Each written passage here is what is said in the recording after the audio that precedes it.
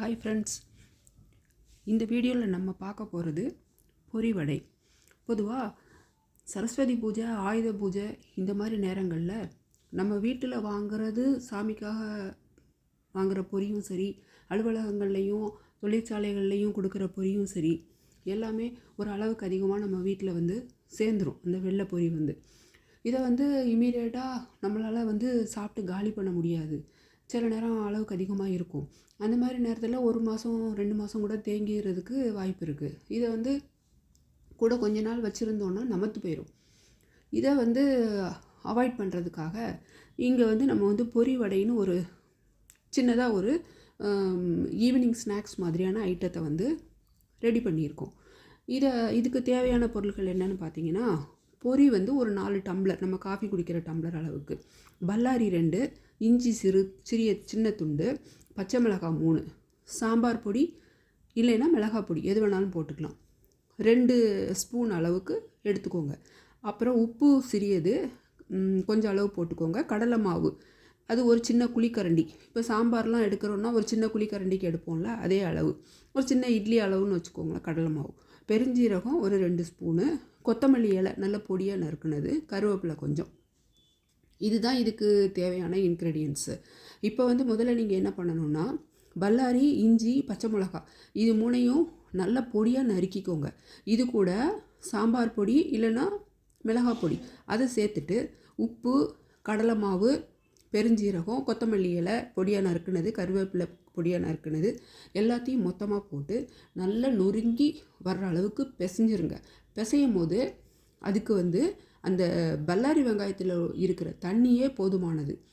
நல்லா நொறுங்கி பிசைஞ்சதுக்கப்புறமா நீங்கள் அந்த 4 டம்ளர் பொரியையும் அதில் போட்டு ஃபைனலாக நல்லா நொறுக்கி பிசையணும். இன்கேஸ் அது நொறுக்கி பிசைஞ்சிட்டு அதை கையில் பிடிச்சிட்டு திருப்பி கையை பிரிச்சிங்கன்னா அது உதிராமல் இருக்கணும். அப்படி உதிர்ந்ததுன்னா ஒரு 2 ஸ்பூன் அளவுக்கு நீங்கள் தண்ணி சேர்த்துக்கலாம்.